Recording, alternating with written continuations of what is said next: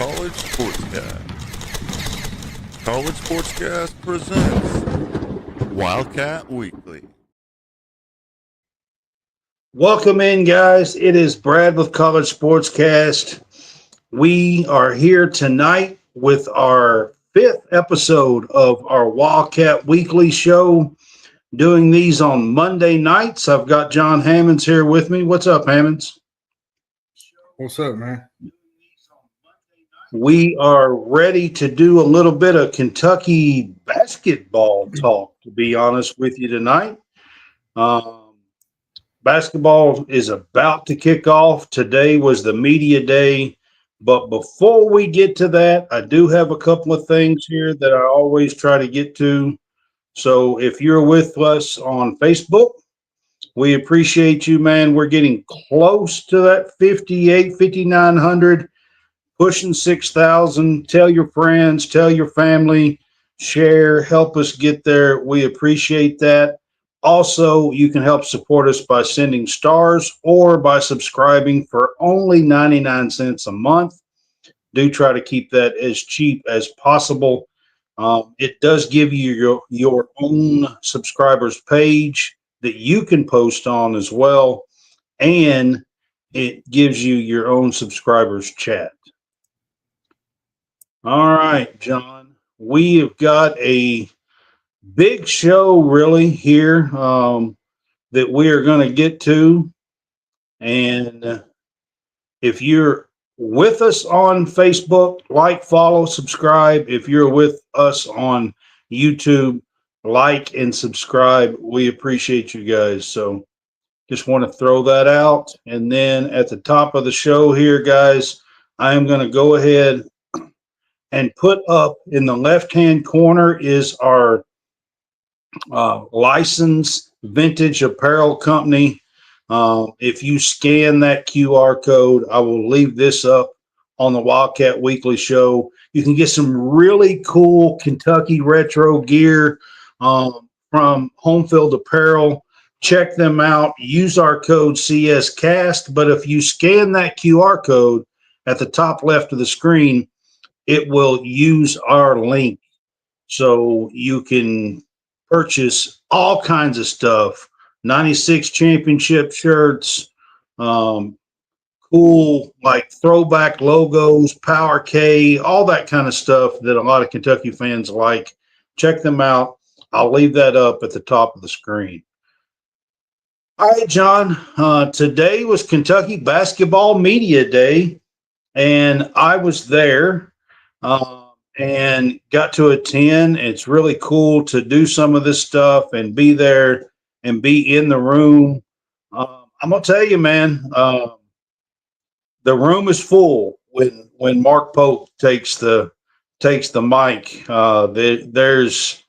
It's standing room only. In the back of the room, there's probably 30 or 40 media members standing. And there's probably, I don't know, I'm gonna guess 20 to 25 seats on each side of the room. The room is full when Mark Pope takes the mic and starts talking, John. Yeah, he's a real big figure in Kentucky.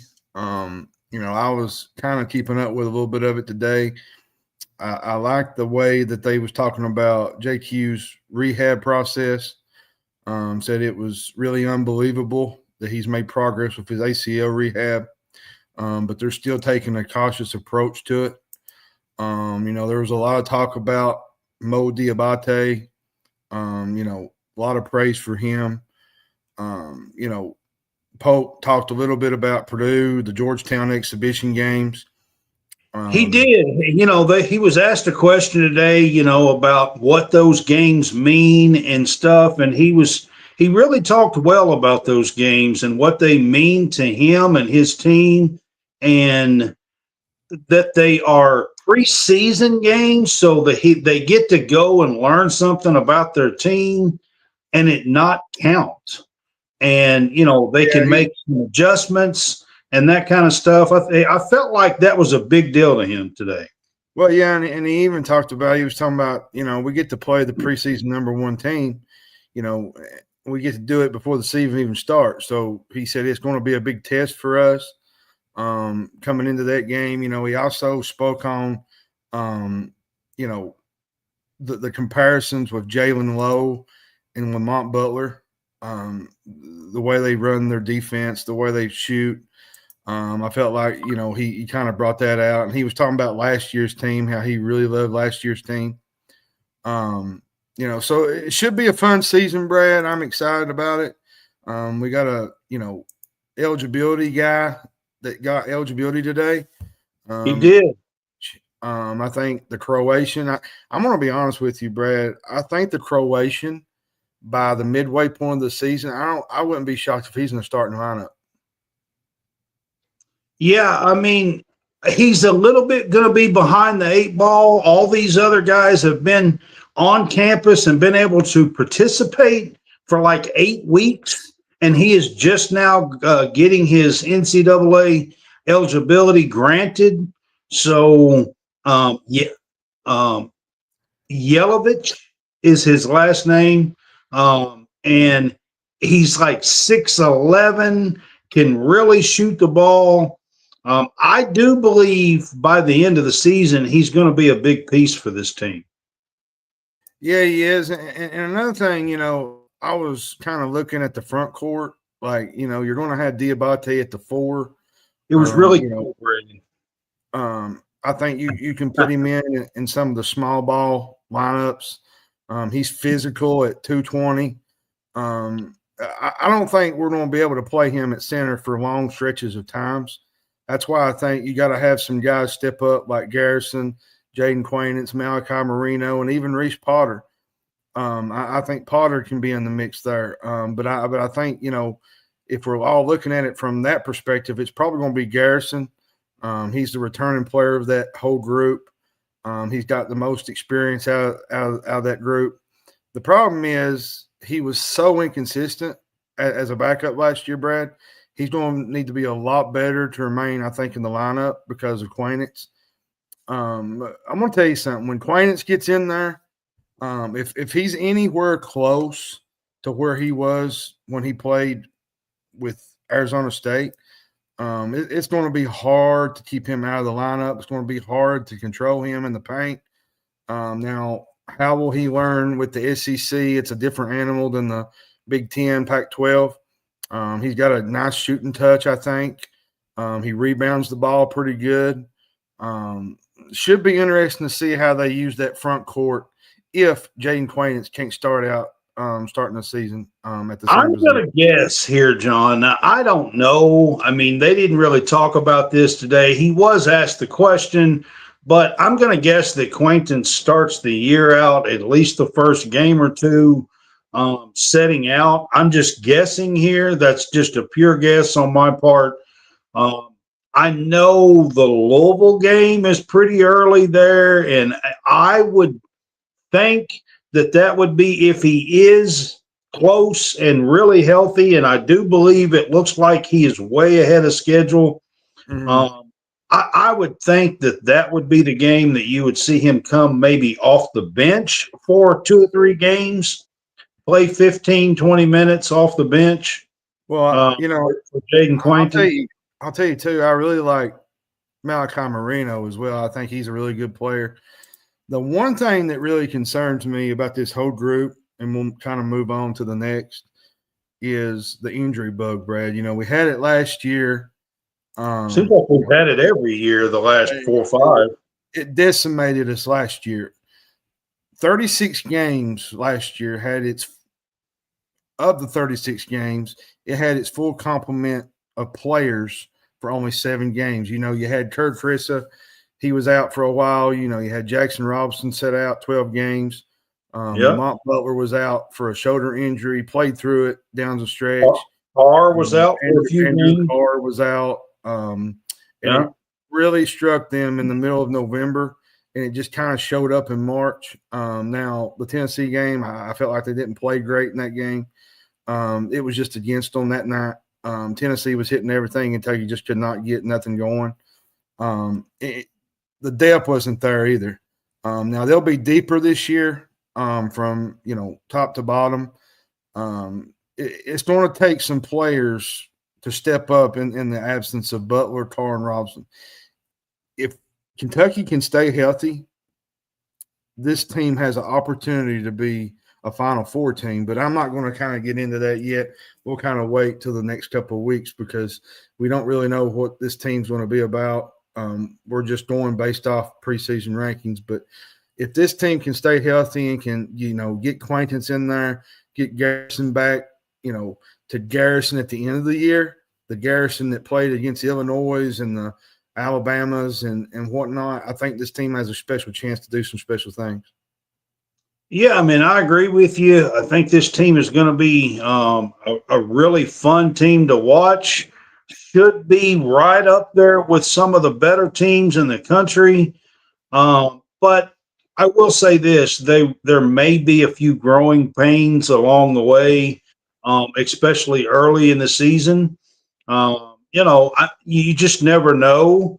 But there could be.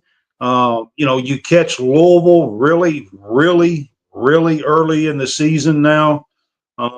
And I think we get Michigan State. You've got North Carolina coming to Rupp this year, which is a big game. So, I mean, there's some Indiana, there's some big games. I'll tell you, Brad, the one thing I'm really happy and excited about is the guard play. You got Jalen Lowe, the transfer from Pitt. You got Denzel Aberdeen. When he's off the floor, you can throw him in there. Colin Chandler. Jasper Johnson's going to be really good for us. Otega Owe can play the guard position when he has to. None of these guys, I don't think, stand head and shoulders above anybody in terms of the point guard position. Aberdeen has not really played much point, I don't think. I think he's averaged, 1 assist per game. Yeah. He's not really been that lead guy. Now, Johnson is probably one of the highly regarded freshmen. He's known for points. He's good at assists. Asking a freshman to take on that role, though, that early in the year, I think it's too much for Jasper. I think he'll play some, but trying to ask him to be that main guy is not, I don't think, what Pope is ready to hand out to him just yet. There's still a lot of moving parts. And then there's Colin Chandler, who I thought improved. I was the one that did not care much for Colin Chandler, but then I kind of got on the Colin Chandler bandwagon at the end of the year, and he went crazy. He really played well towards the end of the year. The Illinois game, he played great. I think it was the game before that they played. Who was it? Was it Louisiana? So I mean, I think that was a question that was asked today. Actually, was how are the second year players coming along in Mark Pope's system? And I thought he answered the question really well today. He talked about Trent Noah. He talked about Colin Chandler. He talked about Brandon Garrison. Guys that are coming back for a second year under his system, and just talked about their improvements. He also talked about Cam Williams, who's not coming back for a second year, but talked about his shooting. I just want to throw a few names out here, that we haven't mentioned. What do you think about some of those names and what kind of playing time we'll see from them?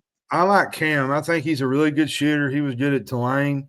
I think Trent Noah is going to be in that mix again. I think him being a Kentucky kid, and you look at last year, the Tennessee game, I thought he played really, really well, hit some big shots to keep us in the game.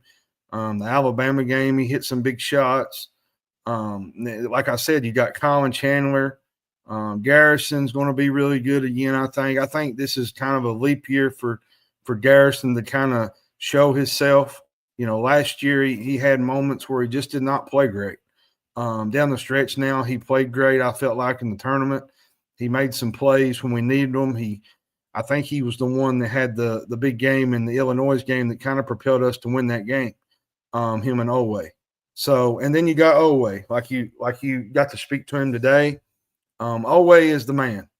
He's probably going to be the preseason All-American.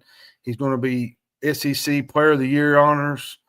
There's a lot of pressure on Owe right now to lead this team. And he's coming off of a turf toe this summer. So, I mean, he is just now getting back to full health. It's in time, guys. I'm not worried, not at all, not really. It's in time. He's got like 3 or 4, almost 4 weeks here of full go, and you know he'll be ready to play. I'm almost positive. I do like how, Pope kind of talked on the altercation with Pat Kelsey. I thought that was pretty neat. He was talking about, I probably need to lie in all this. He said he wanted to make up a story. Yeah, he said, man, I want to badly have fun with you guys. I'm not sure what direction to go with it because I want to make some of it up. The competition, he was talking about the competition level, fun, competitive. Then he kind of went on a rant about, the having 3 players and the expectation is win a national championship at Kentucky. Like Pope understands the assignment, and that's like, last year when he, had that press conference in Rupp where all those fans came, like he knew what the expectations was. He's known all along because he played under it. He played under Cubby, he played under Rick Pitino. So he knows that the expectations are high in Lexington. And I'm going to be honest with you, Brad, I think this team might be the best team we've had in probably 3 or 4 years, 5 years since we had the Calipari team that won the national championship. And I know that's kind of throwing that out there, but you got to look at some of the players. You got to look at some of the transfers they brought in, Diabate, and everybody thinks that these guys are not great. But look at Diabate. He had a big game against Vandy last year. He runs the floor. He rebounds. He whipped us at times. Yeah. With his defensive pressure. Jalen Lowe is a really good player. There's one thing I do want to work on with Jalen Lowe is his shooting. Like, don't be so much wanting to try to. It's really about efficiency with Jalen Lowe. Like trying to take over a game. Like focus on what you can change and fix, and let the rest of it come with it. So, what's up, Josh? What's up, Jerry? Glad to see you guys on board tonight with us. We are talking Kentucky basketball. Went to Kentucky Media Day today. I have a few clips here, so I want to show you guys a couple of, actually 3 clips. This is going to be some of the new players that are going to be on board with us this year. I got a chance to speak to Jaden Quaintance today, and I want to show you guys. I asked him about him being committed to Kentucky when Mark Pope took the job and how close he came to staying with Kentucky last season. And here's his response. I got a question for you. So you were committed to Kentucky last year when Mark Pope took the job. Did you have some conversations with him last year, you or your father or your dad? I mean, how close did you come to staying with Kentucky last year? Well, it was kind of a very new process. We talked a little bit, but it wasn't as much as this year. I feel like this year they came with they didn't know as much about me last year. I feel like they got to see what I was capable of. I got to see what they were able to do and how their offense worked. And I feel like this year was a lot more convincing of an approach, and I felt like it was a better fit this year. Last year was kind of a lot of unknowns, and I felt like this year was a lot more stable and solid of a decision for me personally. All right. Thank you, man. So that was his answer to my question, because he was committed to us last year when Mark Pope took the job, John. Yeah, he was one of the ones that I was kind of on the fence about because I did not know what he was going to do. And he decided to go to Arizona State, and, he had the fantastic season. Unfortunately, it ended when he tore his ACL. But up until that point, he was playing about as good as anybody in the country. Arizona State was playing at a really high level. And when they lost him, they kind of went down a little bit. And I think he brings that kind of, motor, the way he runs the floor, he blocks shots, rebounds. I think he's a difference maker for this team, especially inside the paint. All right, I'm going to move on to Cam Williams. Cam Williams is another new transfer. I'm showing a few clips here with the transfers. I got to ask him a couple of serious questions, and then I got to ask him a fun question about who the best shooter on the team was. Here's his response. A championship team last year at Florida. How does this team? Hang on, that was the wrong one. Championship team last year at Florida. Well, apparently it didn't put that one on there. I thought I had it on there. I'll tell you what, while I'm doing this, I'll try to go on here because I could have swore I downloaded that. Hang on a minute. It should be. All right. I'll skip that one for a minute or go back. I will kind of edge off what you about Williams. I think he's an elite level shooter, Brad. I think he's going to be our best defender, most likely. He's a scorer, but his defense should not go unnoticed. He averaged, I think, 1.1 blocks per game last year.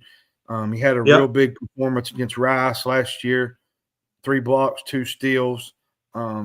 They got him going 6th overall in the latest mock draft. That's nothing to go not right home about. So, I feel like he's going to be really, really good for us. And then I'm going to switch to my next clip is with Denzel Aberdeen. Of course, he was on the championship team with Florida last year. I got a chance to ask him a couple of questions about that. A championship team last year at Florida. How does this team compare? No comparison. Two totally different teams, but 2 great teams. Last year at Florida, we had a great team. Obviously, we won, stuff like that. This year, we got a great group of guys, all transfers and people returning. Just trying to build chemistry and stuff like that we've had on service since I came. It's been amazing building chemistry, pushing each other each and every day in practice, and just trying to win number 9 this year. Picking up little skis that we had offensively and defensively to get them along. And then you came here last year and played against Kentucky. Could you imagine then that you would be here in the position you are now? I couldn't imagine that. I was obviously at Florida trying to win the championship there, but things happen for a reason. But I mean, blessed to be here. Thankful for Kentucky and Mark Pope for putting me on the program, and I'm just happy to be here. I can't wait to play at Rupp. And what's your expectations for the season? It's been number 9. What do you think you add? So I don't know if you guys caught that or not, but at the end he said to win number 9. So, John, what'd you think about his comments there talking about that? I mean, he had a really good year last year, I thought, at Florida. Played some good minutes off the bench. He's probably going to get more minutes in the rotation now. He brings a lot of experience to the SEC. He checks a lot of boxes, Brad. I feel like he was an important addition to this team. He's athletic. He plays defense. He can shoot the ball. Last year I think he had a big game against South Carolina, had 22 points. He put up 20-plus multiple time points last year. Championship team last year. And you should see a lot of championship team fun moments out of him. I'm trying to delete it, but it's not deleting. Okay, sorry. But you should see a lot of fun moments out of Aberdeen. I think he's going to be a really good player for Pope. All right. I thought I had the Cam one, but it's every time I hit that, it's loading up that one, which is not what I was trying to do. But anyway, I had a little fun talking with Cam Williams today as well. I got a chance to go around to talk to quite a few of them today at Media Day. I want to say thank you to Kentucky for allowing us to go up there and having a little fun today and talking to the players. Hopefully me and you both can go to the blue-white game coming up. That's the next move. It is. That one's next week. That one's next week. All right, John, I am going to move on and go and talk a little bit about Pro Day. Kentucky's Pro Day is tomorrow night. This is something that has been continued with Mark Pope being here. course, Pro Day is where some of the former players, some of the all the current players go and participate and work out for the pro executives and scouts. And everybody's going to be at Memorial Coliseum tomorrow night. And they're going to work out and do some testing and some interviews and things at Kentucky Pro Day. And it is tomorrow night. If you have SEC Plus, tune in. John, what are you looking forward to on Pro Day? I'm interested to see, what some of the NBA executives say, on some of these guys like Cam Williams, guys like Jalen Lowe with some of their potential. And if you don't know, it's going to be airing on the SEC Network Plus. Dick Gabriel's going to be there with Jack Goose Givens. And I'm going to say this about Jack Goose. He is one of the best color commentators that I've got to listen to in quite a while. Listening to him with Tom Leach last year during basketball, he's just so knowledgeable about the game of basketball, and he knows his stuff. Like the Goose was gold in 1978, Brad, against was it Duke? It was Duke, wasn't it? Yep, against Duke. Yep. Duke, yeah.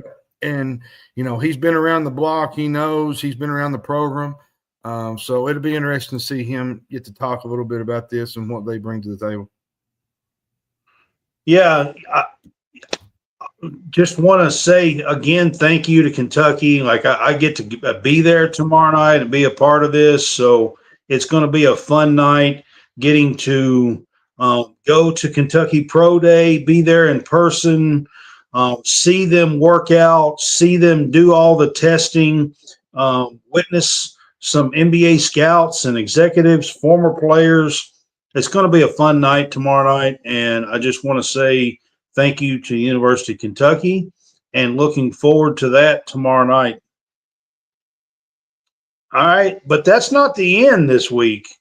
There's something that every Kentucky fan looks forward to, and that's on Saturday night this week. Yeah, Big Blue Madness. Big Blue Madness is Saturday night, folks.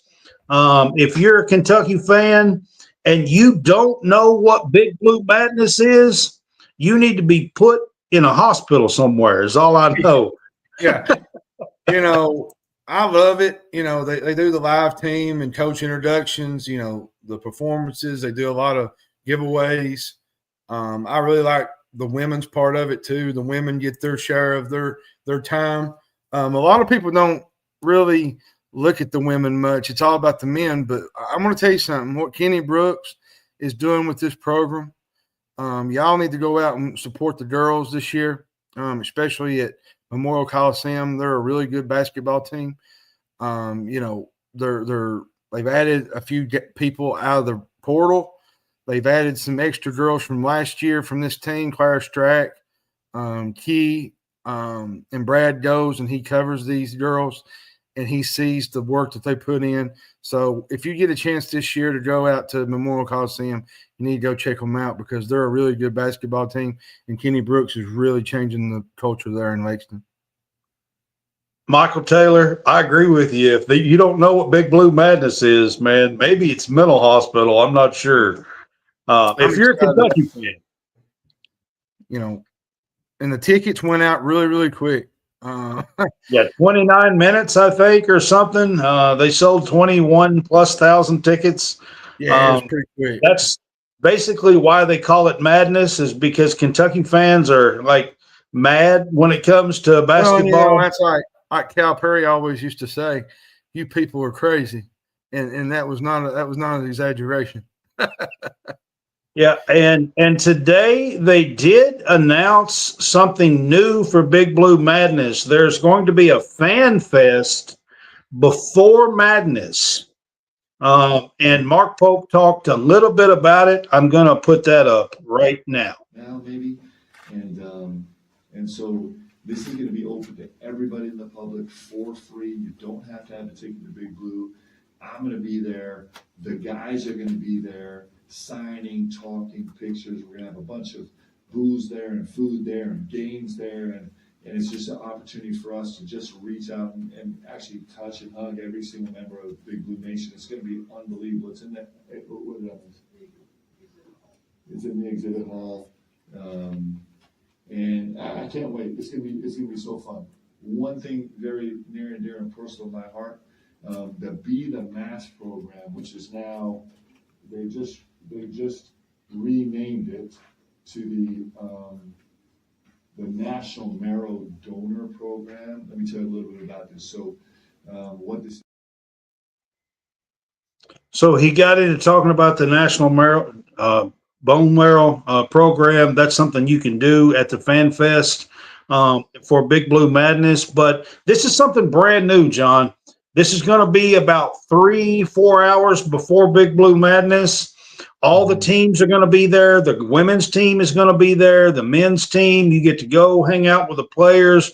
They're going to have some games and things for fans to do. And it's entirely free for fans. You don't even have to have a ticket to Big Blue Madness. Yeah, and they're going to have like photo ops with trophies, memorabilia, sessions, autograph sessions with players, alumni, coaches.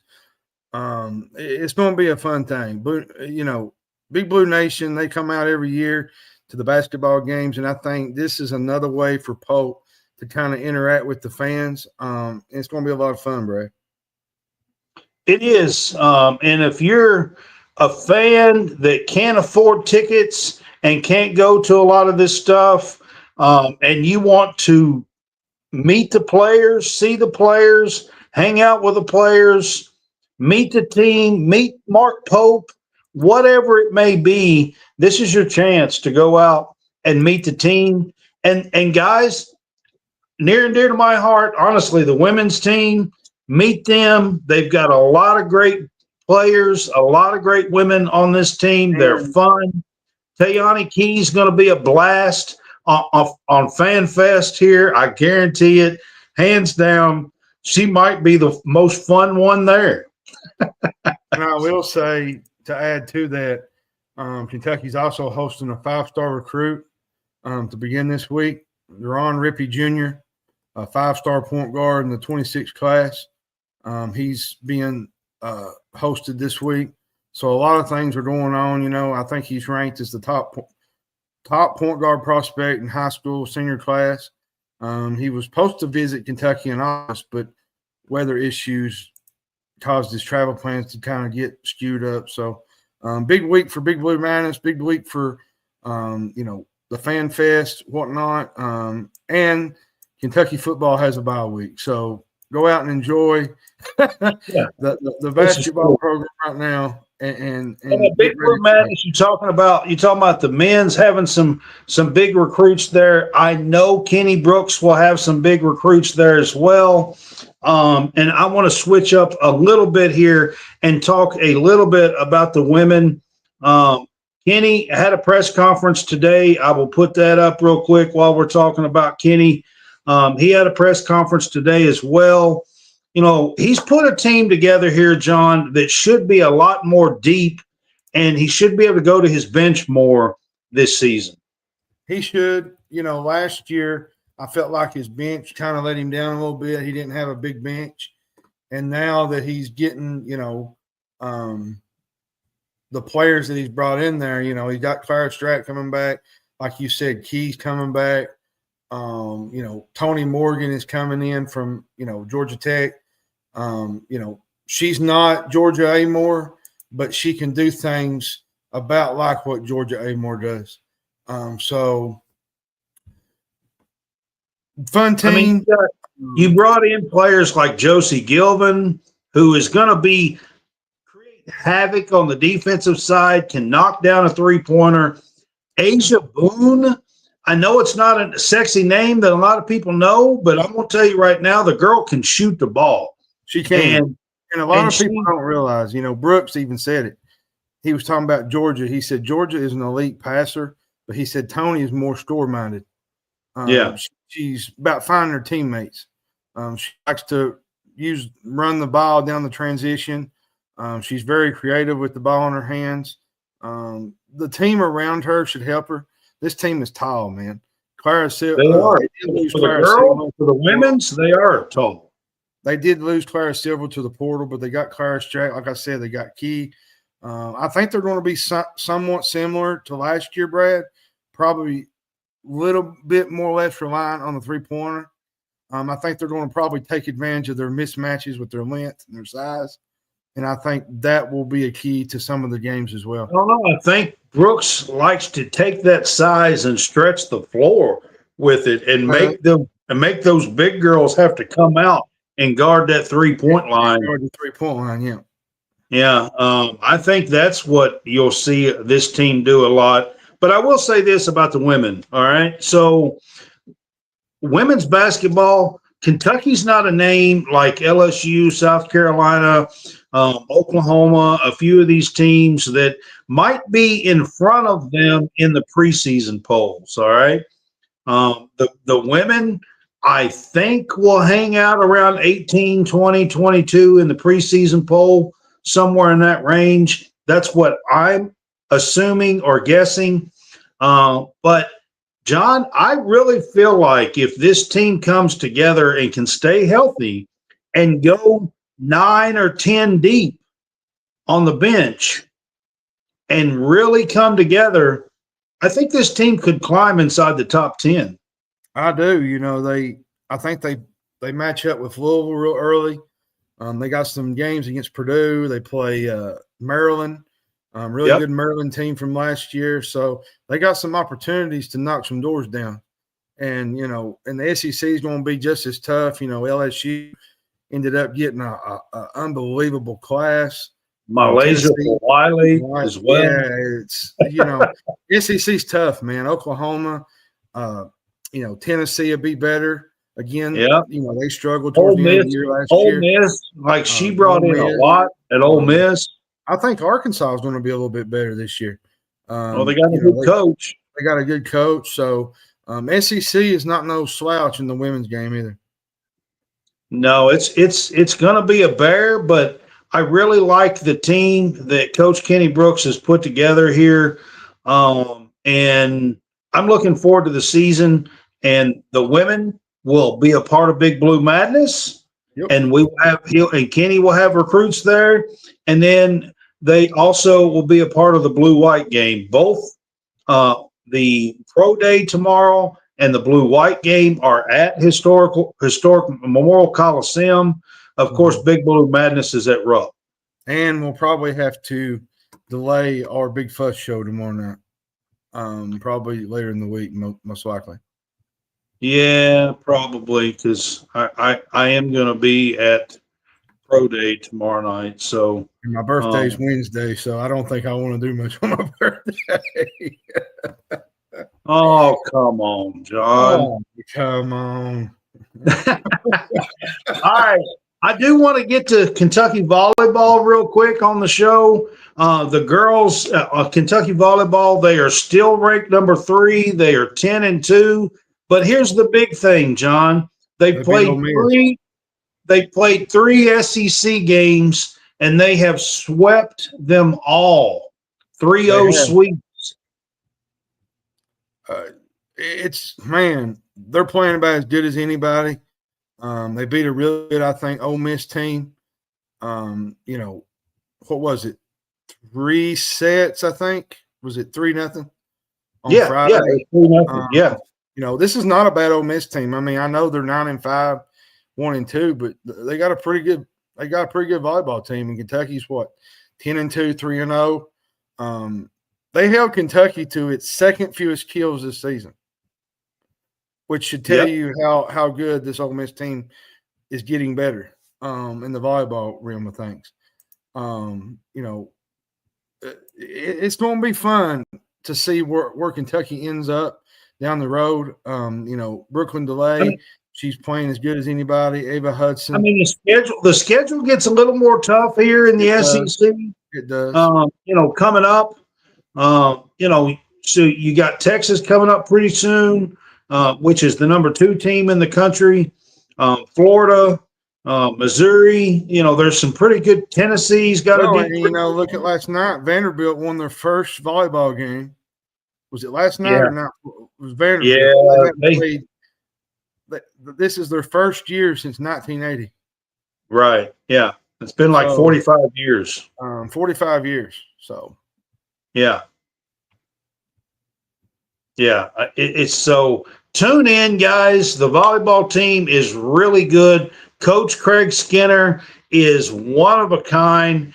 If you don't know, the Kentucky women's volleyball team has won 8 consecutive SEC championships, going for number 9. Now, Texas is new to the league, and they did beat them out last year, but Texas is right there with them. Number 2, Kentucky is number 3. And a big game coming up in 10 days to 2 weeks with the Longhorns. So hopefully Kentucky can stay paced before that game and get a huge, huge win against the Longhorns. All right, we are going to get to Kentucky football, y'all. As much as I absolutely hate to do it, yeah, everybody's just going to leave the show. Everybody's going to like close out and be like, "Okay, we're done." oh, we're out. We're done. We're gone. Yep. It's been fun, been real. I'm out of here. That's about what's going to happen. Oh goodness. What do you think, John? I mean, Brother, go back and look at it. I mean, how bad was it, really, the Georgia game? listen, there was some positives, like with Cutter Bowley. Kendrick Law, I thought played really well. But there's just so much dysfunction here that I don't know, Brad. It's reached a point to where you just have fan apathy, where you just, you don't really look forward to the week. You don't look forward to nothing in general when it comes to the football program. Every single week, it feels like that we're playing from behind, okay? And the only time we score is when we score on the other team's backups. It's like we're not even competitive. Like the defense has gotten worse. The offense can't sustain drives. You had the play where we fumbled the ball, and Cutter Bowley was the only one that actually. I'm going to tell you guys a stat. Okay, this is we've played 5 games this year. 3 in the SEC? We played 5 games, and then we had 12 last year. Bush Hamden has yet to score more than 14 points on offense versus any SEC, maybe Power 4 conference team. Now, I don't know about y'all, but that don't sound good.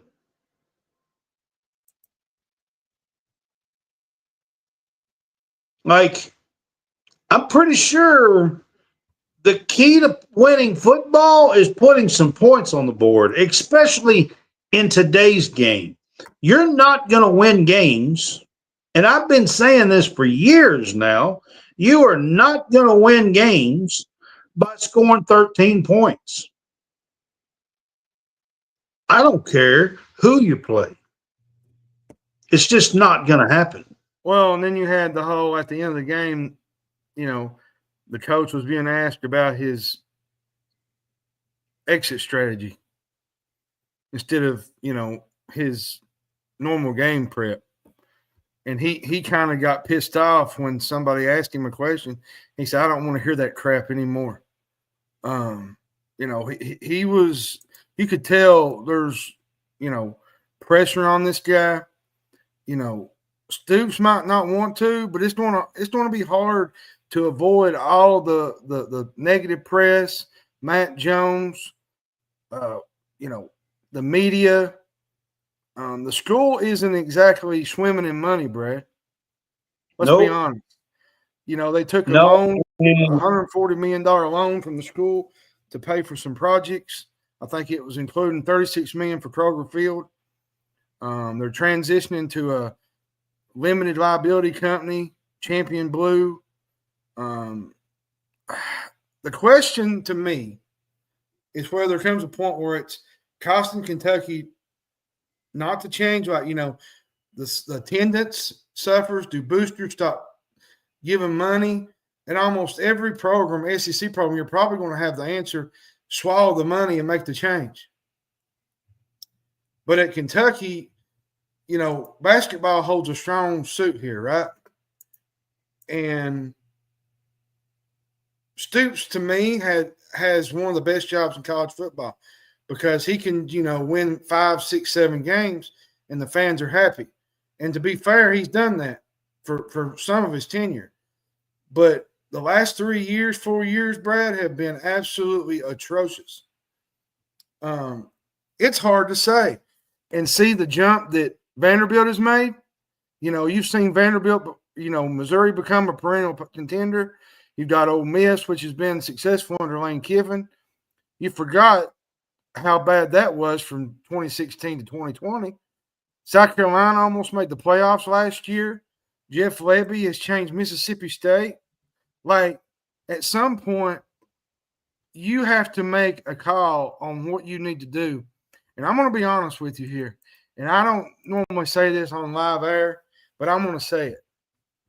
And Brad probably will whip me after this. He'll probably get me off here and whip me. But they need to move on. And I know that sounds bad. I appreciate what Stoops has done. I appreciate all he's done. The wins, the monumental wins, the beating the Florida and the Swamp. They're going to beating Penn State. But at some point, me and Brad talked about this Saturday.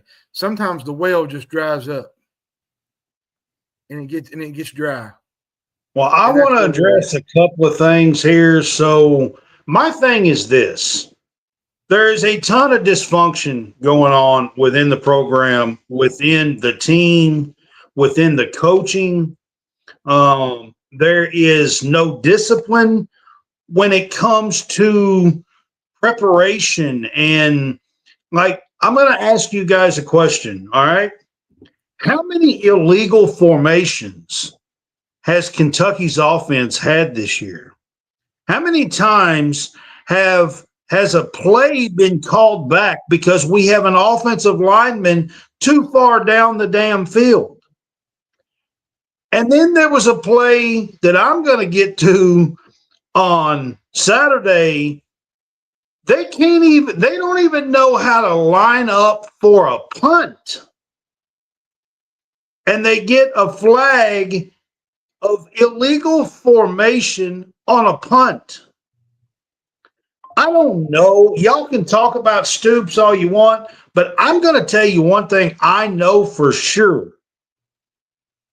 The offense and the offensive coordinator that is there, I'm sorry, guys, he's lost. I don't know how you could consistently – Braun is a player that was an all-SEC player with Arkansas last year, and 2 or 3 times he's too far down the field. I don't know. Somehow or another, you have to get through to your players. You can't have those kinds of plays called back because you're too undisciplined to play correct football, especially against teams like, I don't know, Georgia. Well, and you add to the point, you had the fumble right out of the half that McGowan fumbled the ball. Instead of getting on the ball and snapping the ball, you had Cutter Bowley screaming at the offensive line to get down and get on the ball, to snap the ball. And they wouldn't even listen. Clyde says, Brad, why don't you blame Stoops? Well, I'm not saying that it is or isn't, really. Listen, I don't think he is on the case all the time with the offense. I think you hire an offensive coordinator, and it's his damn job, to be quite honest with you. So That's part of it, because I really look. Stoops is not a offensive guy. I'm quite sure that as much football as he's watched, he doesn't know all the rules and ins and outs of where somebody should line up and all the things that should be known on the offensive side of the ball. I would almost bet you that he doesn't know all of that. But I'll tell you somebody who should. He's an offensive coordinator. I mean, I don't understand the things that goes on offense. Just like a few years ago, they couldn't snap the damn ball before the play clock run out. They did that consistently all the time for like 2 years. Now, like, we have illegal formations. We're in a 2-minute offense at the end of a half with 2 timeouts. And they run back and forth across the field 3 times to set up different plays and eat 30 seconds off the clock. Let me tell you. 35, 32 seconds off the clock. I'm going to tell you something. Guys, go watch football. Tell me one other SEC team that you see doing that. Give me a name, because I don't see it. The only team that does that is Kentucky. Bush Hamdan is the only offensive coordinator that I ever see, especially in the SEC, that runs their offense out and they have no earthly idea what play they're calling. They're lining up over here, they're running over here, then the guys run back over here, then they're hollering at them, no, no, no, and then they come back over here. What in the shit are you doing? Are we in Pee-wee? Is this Pee-wee football? What are we doing? I don't understand. Well, like, it's asinine to me. Another thing that really bothers me about the whole Stoops thing is,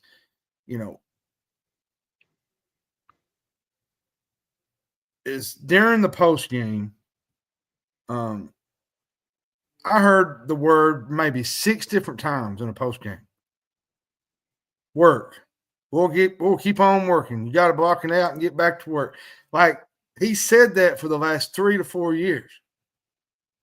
Like, the only thing that needs to be worked on is a real offense that knows the rules, knows how to be disciplined, knows how to line up plays, knows how to snap the damn ball before the play clock ends, knows how to line up to punt the ball, can run a 2-minute.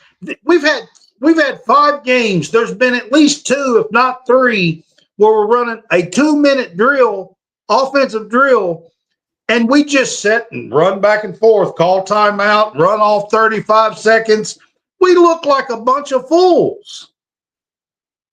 I mean, please look like you know what football is. And I think Stoops needs to read the room and understand that the laughingstock that he's turned this program back into, destroying his legacy and everything that he's worked to build. We're a few years removed, Brad, from talking about him having a statue. Okay. Yeah, we are. And we are. And now people are wanting to pony the money up and get rid of him. We're between a rock and a hard place here. Let's address the rumor mill. Okay, there's some rumor mill stuff going on about Bush Hamdan. Let's start that. I'll start right there. I'm not sure what's true and what's not. I don't know. Bush Hamdan is owed $1.35 million. I do know that. There is a small buyout for him as well. And of course, There's rumors about Stoops. Stoops tried to address all that after the game. I think that's what John was talking about early on when we started talking about football here. But I'm here to tell you guys, I don't think the football program has $70 to $100 million, because that's what it's going to take. By the time you buy out all the assistants, by the time you buy out Mark Stoops' contract, and by the time you pay a whole new staff and a new coach, you're talking $70 to $100 million that the University of Kentucky would have to come up with. And I just don't think that's a reality. Here's my question to refute that. So you sit here and you sit and enjoy what we watch every Saturday? I don't know if there's any enjoyment in it. But what I'm saying, like, as a fan, do you keep a coach like that when it's continuing to get worse every Saturday like that? I mean, listen, you put yourself in this situation, and I'm gonna go this far with it, okay? So the game has changed, okay? Now, we can sit and badmouth and talk about, but the game has changed since the 2021 team and the 2022 team and stuff that was good. And since he signed that contract and everything, the whole landscape of college sports has changed since then. It's made a difference for the University of Kentucky. It really has, especially now with a cap and trying to figure out, are we going to focus on basketball? Are we going to focus on football? In the SEC, most of these schools are going to spend 75-80% of their money on football. Guess what? Kentucky's not going to do that. It's not going to happen. So the game is completely changed. All right. Now, here's why I bring that up. You got to learn a hard lesson here. No longer, listen, I want the University of Kentucky. I hear people all the time say that Stoops gets paid too much. I want the University of Kentucky to go out and hire a good coach and pay them and bring a good coach here. Stoops has been a pretty decent coach. He's not right now, and they're not playing like it, but he has been one. And I want Kentucky to go out and spend $9 or $10 million on a coach and be competitive and try to be competitive in the SEC. Here's the one thing you've got to change. If you're Kentucky, you got to quit giving these contracts that have 8, 9, 10 million or 8, 9, 10 years in length on the contract. You got to start doing 3 to 4 year contracts. Yeah, you can't give out 8 or 9 year, 10-year deals. These 9, 10-year deals are killing Kentucky sports. They've done the same shitting thing with Calipari. They've done the same thing with Mark Stoops. They're killing Kentucky sports for a few years, and it's not the fans' fault. It's not even the coach's fault. Sometimes you just wear out your welcome. Sometimes things change. The game changes, like what I was just now talking about.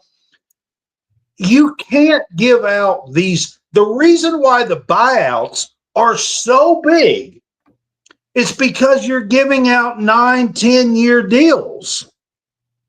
If you pay somebody $10 million and it's only a $3 million deal or 3-year deal, guess what? Year 1, year 2, your buyout's only $10 or $20 million. Here's my question. Somebody brought this up the other day. I think it was, I can't remember who it was, but it was some article that was talking about the buyout and what would happen the rest of the year. Say you lose to Texas, okay, in Tennessee. You're going to be lucky if you have 20,000 there for Tennessee Tech, right? And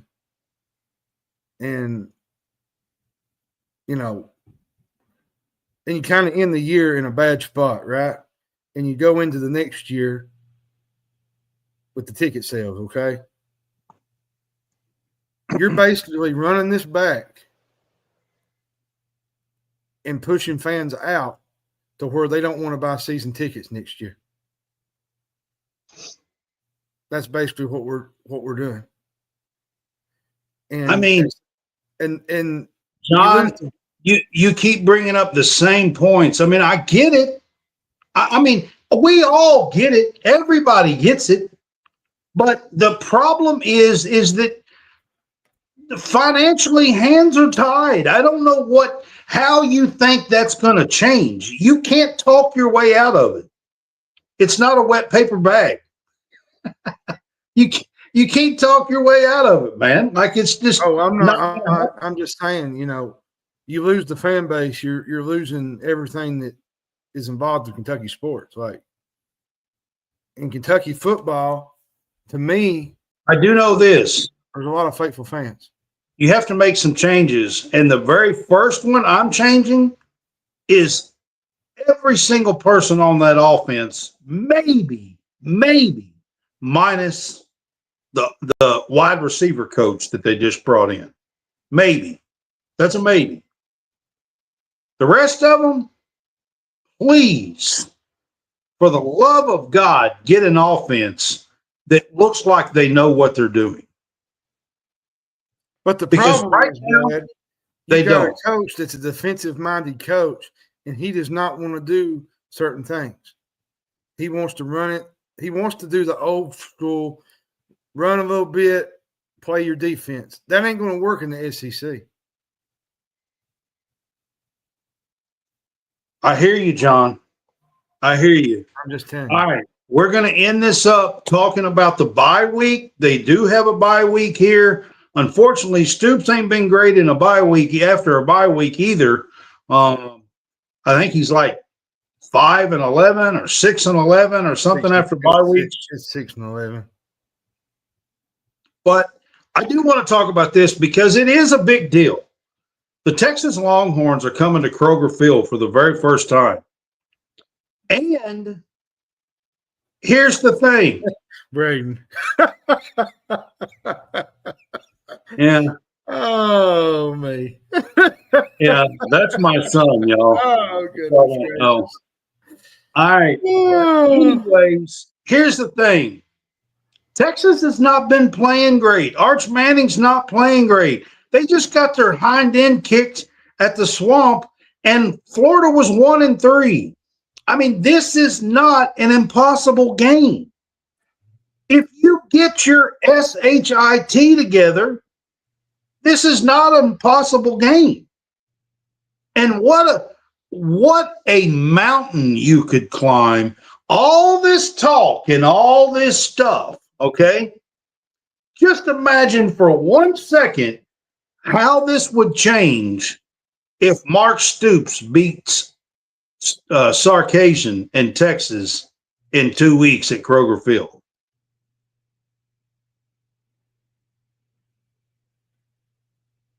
John, for real, you know that would change things in a heartbeat. It would have, at least for a week. It would. But right now, there's just no hope. Well, there's hope. Until the players there's go out hope. there and when you look at Texas playing the way they're playing right now, Florida looks like a winnable game. Auburn could be a winnable game. Vandy, I don't know if it is or not, but I don't think they should demolish us or nothing. Texas Tech, Louisville, it looks like a winnable game. I'm not going to sit here and throw the season away because we have looked like crap against two teams. Not yet. I'm not ready for that. Now, I'm going to tell you, if we go and wet the bed against Texas and Tennessee, then maybe I will be. But right now, I'm telling you guys. You got to do something like, I don't know. It feels like when we get behind, it feels like 100-0. because we don't have the That's amount of talent. because the offense is like it's pathetic. And I don't even understand. It's not just Bush Hamden. Liam Cohen was that the last time he was here. Not the first time, but the last time. Then you had the guy in between, the Skanger, whatever his name is. Scangarello. And whatever his name is. I can't never say it or remember it. But for the love of God, I still want to say snap the damn ball. I mean, holy cow.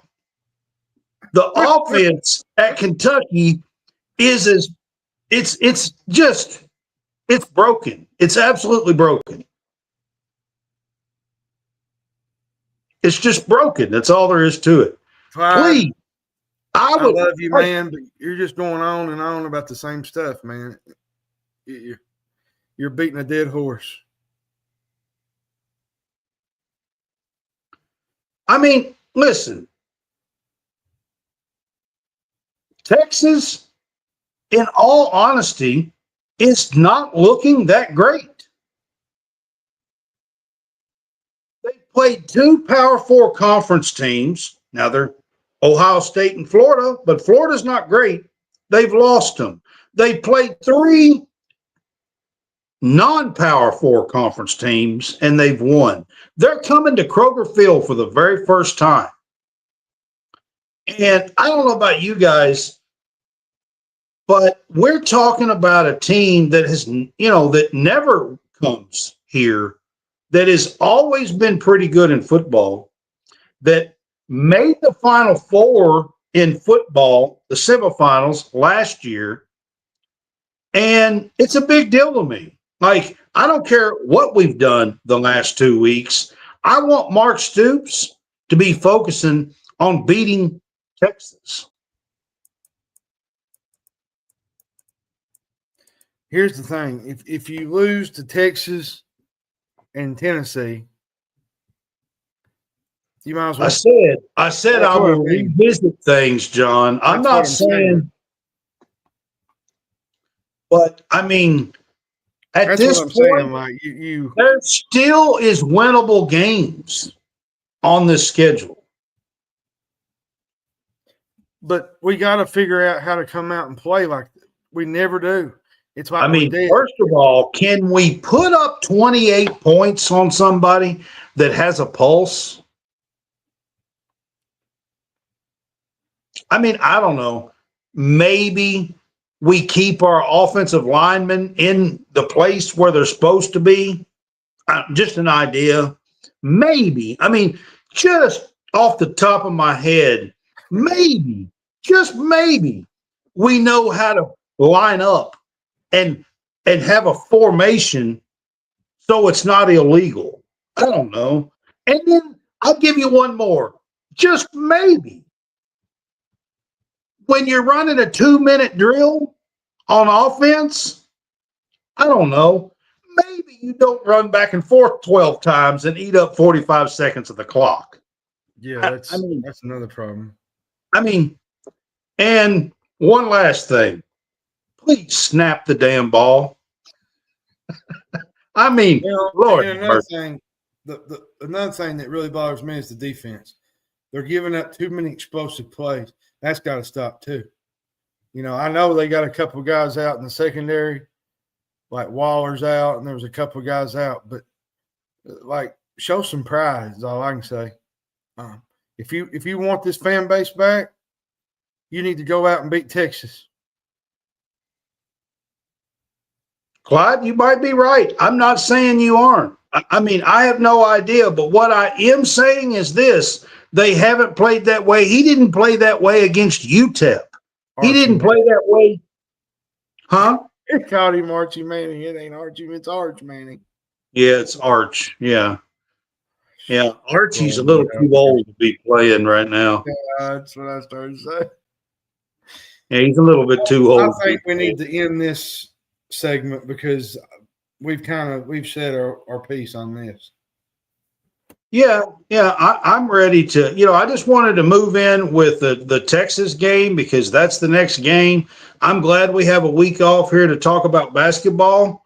To be quite honest with you, because it's starting out, and we got pro day, we had media day, and we have Big Blue Madness coming up. So it's good to have a week off, whether Kentucky football was being good or bad right now. It's good to have this week off right now, right at that time, so basketball can have its place in the state of Kentucky. I think that's a big deal.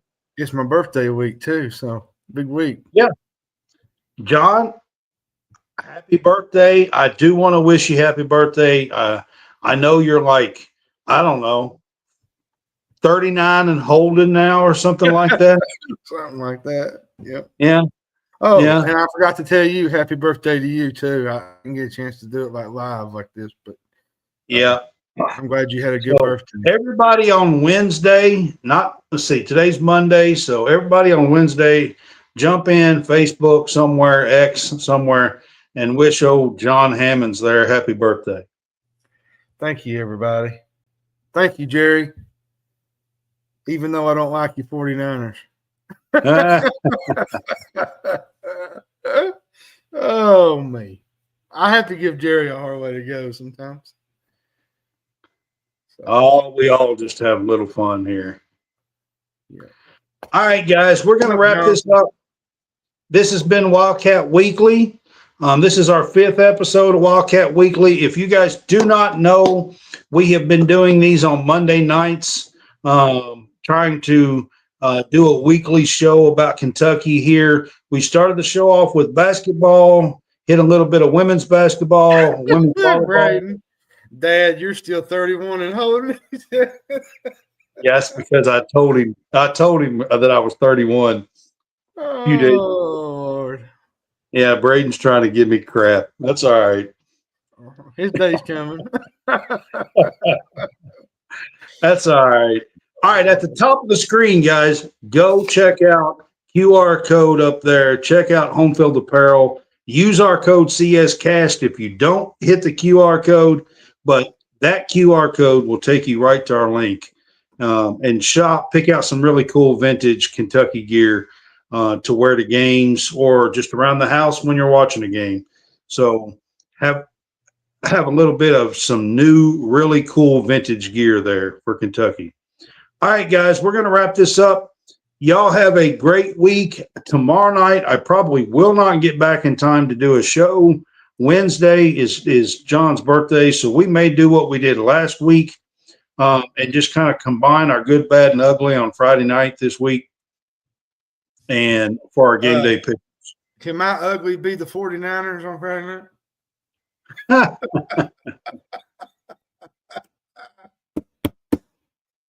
I'm going to get in trouble with Jerry before it's over.